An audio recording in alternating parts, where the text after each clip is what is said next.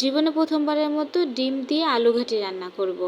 এটা আমি first time আজকে ট্রাই করতেছি। অনেক আপুদের দেখি এভাবে রান্না করে, আমার মনে হয় অনেক মজা হয়, এই জন্য আমি ট্রাই করতেছি। মাশাল্লাহ অবশ্য খাইয়েই রিভিউ দিতেছি, অনেক বেশি ভালো ছিল। আমি 4টা ডিম নিছি, 3টা আলু নিছি, এগুলো সেদ্ধ করে নিছি। মোটামুটি আমার সেদ্ধ করা শেষ। অন্য পাশে আমি প্যানে বেশি পরিমাণ সরিষার তেল নিয়েছি। এখানে একটা তেজপাতা, দারচিনি, লং হালকা একটু নাড়াচাড়া করে এক সাইড করে নিব। এখানে আমি দিয়ে দিব হচ্ছে সামান্য একটু হলুদের গুঁড়ো আর লবণ দিয়ে আমি নাড়াচাড়া প্রথমে ডিমগুলো আমি ভাইজা নিব। ডিমগুলো ভাইজা নিলে আমার মনে হয় এটা একটু খাইতে বেশি মজা হয়। মোটামুটি হচ্ছে আমার ডিম ভাজা প্রায় শেষের দিকে। আমি এর ভিতরেই আলুগুলো দিয়ে দিব। আলুগুলো ডিমের সাথে সুন্দর করে ভাইজা নিব।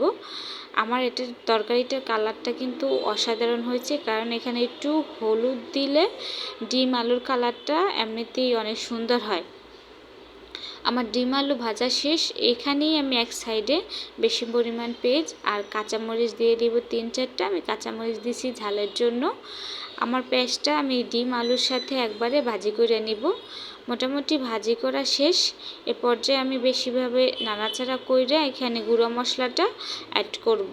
প্রথমে আমি এখানে দিব লবণ, হলুদের গুঁড়া, তারপর হচ্ছে মরিচের গুঁড়া একটু বেশি পরিমাণে, জিরা ও ধনিয়ার গুঁড়া দিয়ে সাথে সামান্য পানি দিয়ে মশলাটা সুন্দর করে কষাই নেব।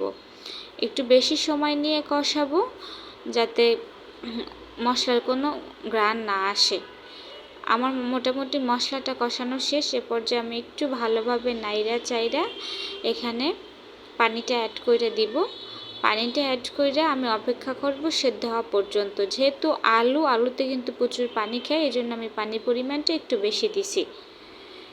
নাড়াচাড়া করে আমি একবারে একটা ঢাকনা দিয়ে ঢাইকে 10 মিনিটের জন্য রান্না করে নেব। প্রথমে 10 মিনিট পর গাইজ, এটা কিন্তু আমার 50%-এর বেশি রান্না করা শেষ। আমি এখন শুধু ঝোলটা একটু টানা পর্যন্ত অপেক্ষা করব। আবারও আমি হচ্ছে ঢাকনা দিয়ে ঢাইকে একবারে 20 মিনিটের জন্য রান্না করে নিব।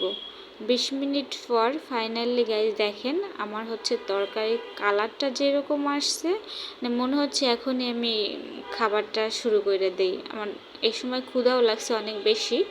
আমার আলুটা মোটামুটি সেদ্ধ হয়ে গেছে। এখানে আমি 1 চামচ ভাজা জিরা দিয়ে আরও 5 মিনিটের জন্য রান্না করে নিব।